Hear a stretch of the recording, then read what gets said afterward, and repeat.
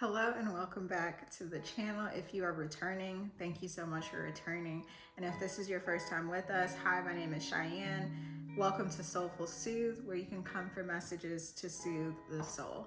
So as the title suggests, we are going to be getting into all the juicy details of this Mercury retrograde happening from April 1st until the 25th of April. We'll get into some of the nitty-gritty details about the pre-shadow and the post-shadow and what the hell all of that even means. But before we do that, I just want to give you an overview of what we're going to cover in the video. The thing we're going to talk about is kind of the bare bones, do like a refresher course of what even is a retrograde, what is Mercury and what does it influence and how can it impact your daily life, and just some of those basic things that you need to know to kind of understand the landscape of what is really going on in here today. Then we're going to talk about unique qualities of this retrograde. The next step is kind of putting on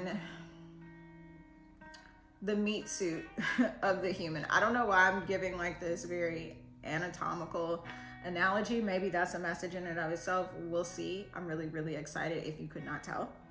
But we're going to talk about unique qualities, traits, things that are happening for this retrograde and how it can impact you today in your life when this happens. Then we'll talk about what you should focus on from an astrological perspective. I am going to pull some tarot, but the tarot is just there for like the energy of the situation. It's kind of like the bare bones of the situation, whereas looking at your personal astrology in communication with what's actually going on currently, it can tell you how you can, it can be a little bit of a blueprint. But yeah, so without further ado, let's get into today's video. Okay, I'm not really sure why I felt called to come outside and record this portion of the video, but here we are. So first things first, let's look at the bare bones of the situation. One, what is a retrograde? And two, what does Mercury rule? Some minor details about Mercury. So first of all, a retrograde, to the naked human eye, the planet looks like it's moving backwards, but it's not moving backwards. It's just moving so slow that we can't really perceive, like our depth perception or whatever, like we're not able to comprehend what we're actually seeing. So that in and of itself is a little bit of a message, feels kind of matrixy. If you know, you know. So Mercury rules technology, communication, travel, interpersonal communication. So this is why we see a lot of times like little spats and arguments come up during this time, especially with people that are the closest to you, romantic partners, people that you live with, family, friends, loved ones, people in your immediate circle. We can also see some sort of like discord and distension amongst like coworkers and people that you work with really closely. So not your whole team is going to be arguing, but just like, let's say you and another coworker have to do this like spin-off project. Like y'all may have some issues talking through whatever issues you're trying to work through in order to get this project done successfully, like that sort of vibe. So I hope that makes sense. This is why a lot of times in pop psychology and pop astrology, they'll talk about like, oh, your exes are coming back, or you know, make sure that you have your oil changed. Road rage is going to be really bad. And like, yes, there's some validity in that. Like those are kind of the day-to-day minutia of what's going to happen or what we can anticipate, but that's not all of it. Some of it is like the deeper, darker spiritual work that you have to work through in order to look at your relationships and interactions with other humans in a more well-rounded perspective. Let's leave it there because I am running out of time. So in case you couldn't see, I have on a jersey because I'm going to a baseball game tonight. So now let's talk about what's unique about this Mercury retrograde. So I don't like to just look at the planet itself and like what it's going through. I also like to, when I'm looking at like predictions or like trying to see a landscape of what to expect during a time period, I also like to look at how the planets and luminaries are communicating with each other. So I saw a lot of positive degrees between different planets, lots of trines, lots of sextiles, meaning degrees of ease and flow. So like you seeing a lot of forward movement and just positivity overall in those specific areas. But because I am a Virgo rising, I have this nagging little voice in the back of my head that always wants me to pay attention and be critical of what other people aren't talking about or details that might be missed.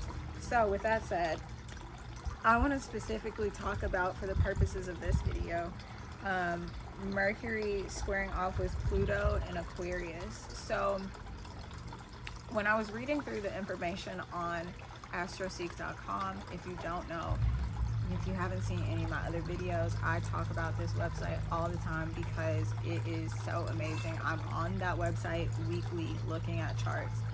And no, this is not sponsored. It's just a really great tool, free tool and resource to help you deepen your understanding about astrology. But commercial break over. Mercury squaring with Pluto. So what the fuck even is a square? So a square is when two planets are 90 degrees away from each other. Squares are all 90-degree angles. Excuse me, nerd came out for a minute. But so those angles, that position, that communication between those two planets means essentially that they're arguing with each other. So the strongest suits of this planet and the strongest suits of that planet are arguing. So Mercury, planet of communication, travel, technology, forward thinking, day-to-day communication. The individual, because it's the inner planet, that is fighting or arguing or quarreling with Pluto, which is an outer planet. It's a planet that affects generations more than individuals. So big groups of people, meaning we can see these themes in like huge periods of time. Now with Pluto, a planet that is in the outer rings, all of what I just said, affecting groups of people more so than individuals, with that being in the humanitarian sign of Aquarius, this gives me cause for pause just a little bit, because I really can't help but see this major theme of like the individual versus the collective, or me versus society. So I really see people trying to like solidify their self-expression during this time, and maybe being a little sensitive about it, because one of the shadow aspects of Aries is being sensitive. It is a fire sign, but behind all that anger is really sadness and like other emotions, and shadow side of Aries is like not really paying attention to those more emotional aspects on a more consistent basis. And so you get these big grandiose displays of anger or disapproval. I don't know about you, but if you've never hurt an Aries feelings, like consider yourself lucky. And I say this with love because I have a Venus in Aries, so I get it. But Aries energy, that can be one of the shadow aspects, something that we can stand to work on a little bit. Moving on, what should you focus on during this retrograde? So as with all retrogrades, it's a time to reflect and revisit. I don't remember who I heard this from, but they basically said like do all of the revisit, reread, refocus, regroup. So this is a perfect time to go back and revisit old ideas, old daydreams that you had, because magic is probably lying within those. And when I say magic, probably the keys to your success. Like, especially if you've been feeling like writer's block is something specific that's coming through right now. Writer's block or any sort of creative block where you're not, especially if you're creative. If you know you are a creative and you feel like your creative juices have been blocked, they're not flowing, you're not producing, you're not giving birth to things, you're just staying stuck in that like planning phase, that daydreaming phase, you're staying stuck in that, that's the perfect sign that you need to pay attention to the minute things. The airplane is going above me. If you've never seen one of my channeling videos, that usually means, or any video where I'm doing any sort of work, if you know, you know. Whenever there's a plane above, I take that as confirmation. So, getting focused back on this. This is a perfect time for you to revisit any daydreams or like things that you were like, oh, that's such a big idea. Like, oh, let's say one day you were like, wow, I just came home and my mom made this amazing pizza and I feel like, you know, she's been making this pizza for 15 years. Like, it would be really cool if we opened a family-owned restaurant. And recently you've been struggling thinking about how you're going to sustain your family's legacy or how you're going to secure the funding that you want for your little brother to go to college and do this big thing, right? You've been struggling thinking about that, but then wrote off the idea to put your mom's pizza recipe in a restaurant. Like, you see what I'm saying? It's like you're not paying attention to those smaller things, and Spirit is saying like it's okay to get back to the basics. It's okay to listen for that still small voice yet again. So that's what I'm seeing for the astrology aspects, and I did kind of channel a little bit just intuitively what I'm feeling for this season and the wind and how it's blowing and interacting with me right now. I feel really good about this retrograde. Spirit is calling me to talk about like the astrology signs. Maybe that's going to be helpful for some of y'all that are watching this. So I really foresee this retrograde impacting the following signs. So if you have these in your sun, moon, rising, or Mercury, this is going to impact you the most. All the cardinal signs for sure. So Aries, Cancer, Libra, and Capricorn. Anyone who is ruled by Mercury, so that would be Gemini and Virgo as well.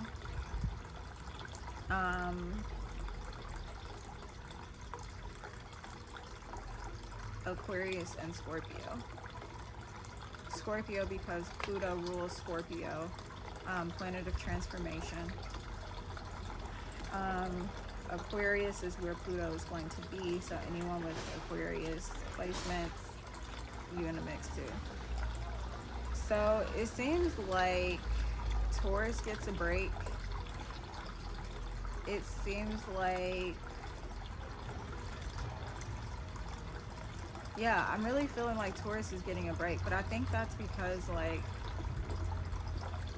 Uranus, I think, was retrograde in Taurus and it's stationed direct last month. Anyway, I'm rambling at this point. I feel like we're just sitting here in the backyard having a cup of tea and it feels so amazing. So I'm gonna stop myself from rambling because I literally could talk about this all day and I don't have that much time. So if you need me, if you need to book a personal reading, all that information is going to be in the description. I love you so much. Ciao. Dear Divine, thank you so much for connecting with the viewer and I today. Thank you for the messages that come forward, that they come through a clear channel and a clear vessel, that you have mitigated any implicit and explicit bias, that the viewer watching this has the abilities and the capabilities of being introspective and taking the action that they need to move forward toward the life of their dreams. I pray that these messages do not fall on infertile ground. I pray that everyone viewing this feels empowered, uplifted, and encouraged at the end of this message.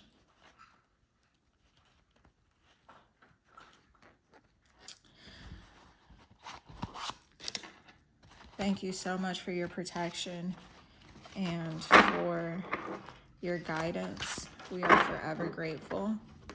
With so much love in our hearts, clarity in our minds, and gratitude on our lips, we say thank you.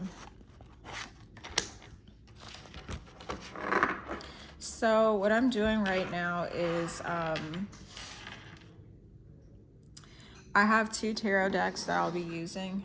This one, the gold one, I'll be using for messages of like what you can reflect on, or like positive things to expect during this retrograde. And then for the darker one, I'm going to be tapping into like your shadow self and any like shadow aspects that you might need to work through. And then guidance on how you can do that. Ultimately, how you can utilize the energy of this retrograde for your best benefit, essentially. Right off the bat, I feel this kind of it's like slightly nervous energy as I touch the gold cards. I'm not sure what that means quite yet, but it feels like a giddy sort of nervousness. Almost like this energy of like, I know that something good is coming, and if it's not good, then it's just like, you know, your life is about to forever be changed. And you're just kind of questioning like, okay, what the fuck is this? I feel like it's kind of like the best of both worlds, you know, like how I was saying earlier in the video. This need to look at what's good for the outer, as in the collective, as in the group of people, the community that you're involved in at a smaller and a larger scale, but also taking this look at, sorry guys, taking a look at how those actions of you trying to preserve the community, of you trying to keep up the status quo, the image, the whatever, you trying to uphold this thing that's pretty much archaic, like it's just been around forever, and you trying to uphold it. Like, how does that impact you? Is it a burden, or do you feel empowered doing it? Like, I feel, and I honestly, as I'm saying all of this, it feels like I'm kind of getting into the shadow messages. I haven't had a card fall out yet, but I feel intuitively that was just like a little bit of prophetic channeling on like what you can expect to work through. Overall, I feel excited for what's to come. I mean, it's kind of rare when I don't feel excited, because I just know, and I was telling somebody this the other day about me personally, like I'm never really, you know, upset or out of sorts when things appear to not go my way, because I know that whatever is coming in is going to be greater. Like, it just always ends up working out. Like, I've just seen it too many times in my life. So I'm just at the age and at the maturity and having the wisdom of just being like, what the fuck ever, bro. Like, okay, I'm putting this off to the side because it was the only card that was flipped up, and all the other cards are backside. So, okay, let's put these to the side and take a look at the lovely gold cards. Thank you for being patient with me and sticking this far through the video. I really want to know your guys' feedback. Why did I just say your guys's? Let me know, do y'all say y'all or your guys's from where you're at? Anyway, so first we're going to look at positive qualities about yourself that we can lean on during this retrograde. Knight of Wands. Okay, immediately what I just got is rely on your gut instinct. It's very much giving solar plexus. So you might want to wear the color yellow or eat some yellow foods, or meditate thinking of the color yellow. Anything that you feel like would strengthen your association and your connection with your solar plexus. And I just noticed I'm saying that and my nails are yellow. Spirit just really feels like you should be able to rely on your gut instincts this retrograde. So right off the bat, this tells me that as with most retrogrades, you can expect some sort of situation to pop up that you're not expecting, and you're going to have to think quick on your feet.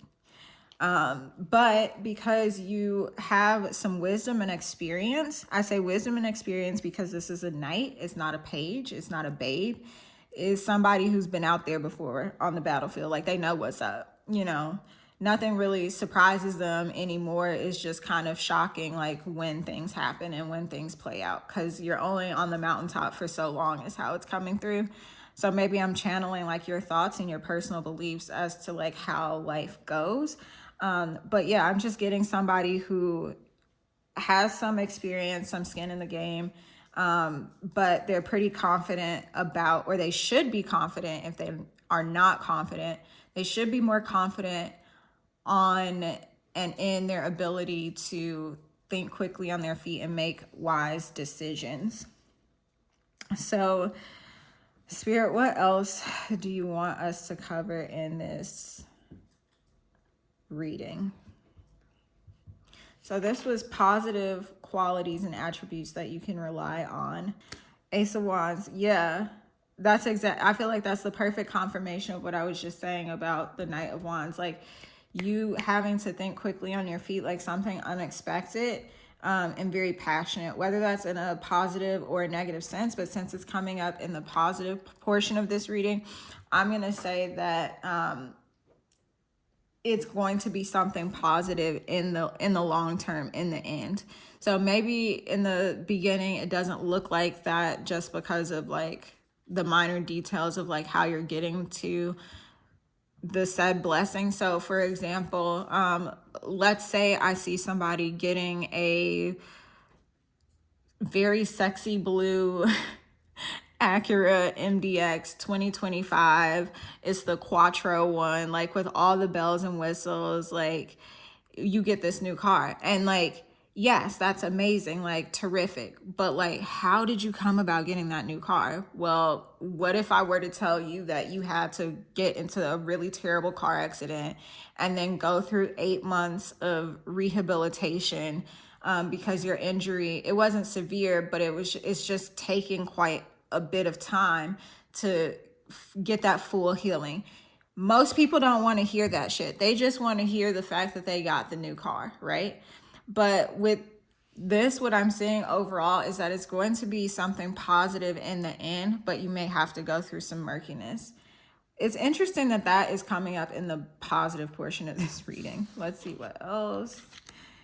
Hanged Man in reverse. Yeah, like this message couldn't get any clearer. Like, I'm really just seeing something unexpected happening, you having to think quick on your feet. But Spirit is saying that you have all the tools, the guidance that you need. And I'm getting that you're heavily supported as well, because like, I always view this orb around the person on this card as like their connection to the divine. I also think of like Pisces energy because of the number 12. Pisces is the 12th zodiac, and it's often associated with being really connected to the divine source. You know, that one weird friend in the group who's always thinking about God or exploring concepts of spirituality, maybe into crystals, maybe like, it doesn't have to be that. It could be literally any religion, any form of spirituality. Like, that is probably that friend in your friend group. So it makes me think of Pisces energy. But with this Hanged Man being in reverse, it's like, this is not the time to pause. This is not the time to sit and reflect. Like, this is the time to go. Like, you have the tools, the resources, and the connection. Also, I'm just noticing that this is a yellow orb, like heavy on this solar plexus, like you needing to tap into your reserves is what I just heard of, your self-confidence. Like, you have the tools, the resources, all of that. So now we're going to look into some of the shadow aspects that may be coming to the surface during this retrograde. So first we have Nine of Swords. Okay, anxiety. Not surprising. The Sun. Wow. Okay, this is becoming pretty clear what's going on here. Someone's afraid of success, or afraid of being successful, and like stuck in this loop of like self-sabotage. Yeah.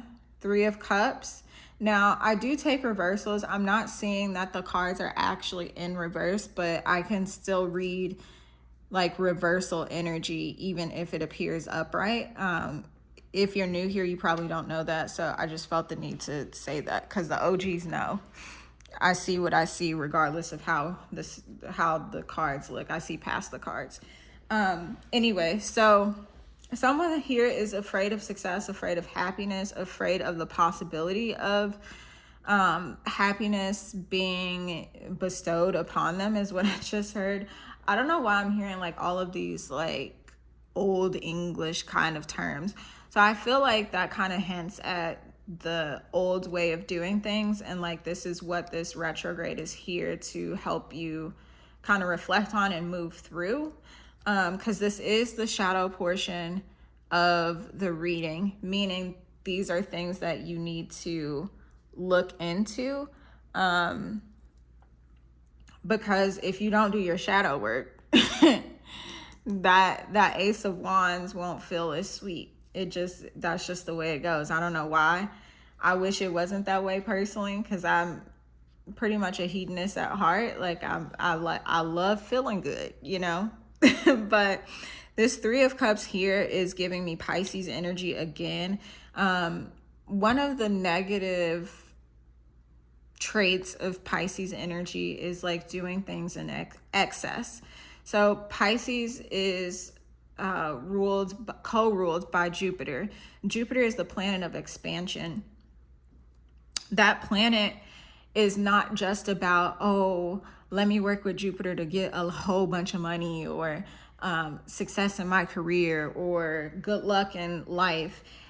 Jupiter is all about expansion. And so on the positive side of things, it can be like you gaining money. But on the negative side of things, it can be you not gaining the wisdom on how to manage that money along with those lump sums. So yes, you may have all the luck in the world calling in that money, but if you don't have the wisdom on how to be a good steward of that money, then you're always going to feel broke no matter how much money you make or call in or whatever. So this is giving me like being afraid of success, possibly like because of previous fuck ups. Like that's just how it's coming through. But with the Nine of Swords coming out as the first card, it's giving more of you tapping into your body. So probably doing like some sort of somatic healing or EFT tapping, or some sort of like therapeutic remedy modality that requires you to get back into your body and less into your mind, because all of these swords are like piercing your brain is how it's coming through. So like this lets me know that you are probably Gemini, Libra, Aquarius, or you just have those traits, whether that's like your sun, moon, or rising signs. You're just very much so stuck in your head. And it's just, I feel like this Three of Cups is amplifying that energy. 3 could also be a significant number for you. Let's see what else we have. 4 of Wands and Does that say 6 of Wands in reverse? Yeah. And guess what? 4 plus 6 is 10. So 10 of Wands. Like, this is a big, big burden for you. So if you are not a child watching this, like if you're over 18, which you probably should be, especially on this channel and the shit we talk about in my potty mouth, but this is something that you've struggled with since childhood, or something that you've struggled with here lately within the last 10, 15 years. It's like I just got the Humpty Dumpty. Humpty Dumpty sat on the wall. Humpty Dumpty had a great fall. Like, you had a really big pushback is how it's coming through. Like, you had a really big situation that kind of just like knocked you off your horse. This Knight of Wands, like, you got knocked off your horse. Wow. And I've never ever pointed this out in any reading, I don't ever think. His cloak is yellow. Something knocked you off your horse and you're not feeling as confident as you once were. It's also not missed on me how we have all this Wands energy and Pisces energy in the first portion of the reading. And then in the second portion of the reading, we have the opposite, this Swords energy. I know the Sun is like the trump card or the major arcana here, so it should be what I'm focusing on the most, but what's screaming the most at me is this Nine of Swords, because it's like a complete opposite of the Wands. Like, they're sister signs, you know, Libra, Aries, Aquarius, Leo, Gemini, Sag. But yeah, so 10 of Wands, this is something that's been a great burden for a great long time. With 4 of Wands and the Sun coming out next to each other, like, I feel like this is something that you are fated to work through for such a time as this, like for right now, in this moment, in this season. And I'm seeing that it's something that you overcome. So a positive trait of this 3 of Cups is celebrating, coming together, community, camaraderie, being welcomed back into like your family's arms, or like a group, a community. So you have the power to like turn this icky energy around. You just have to work through it. And as I said, it's not going to be you laying down in the bed and thinking through it for several more hours, and not getting up and showering, and not drinking enough water, and sitting and watching YouTube videos and rotting all day. Like, it's not going to be there. It's going to be you getting your ass up, creating a schedule, sticking to it, creating a plan, sticking to it, relying on determination over your motivation to actually do something. It's going to take you doing those things to see the success that you want. But as we have in the outcome section of this reading, 4 and 6, 10 of Wands, this is something that you're destined and fated to overcome. Because what comes after the 10? It's always an ace, babe. It's always an ace.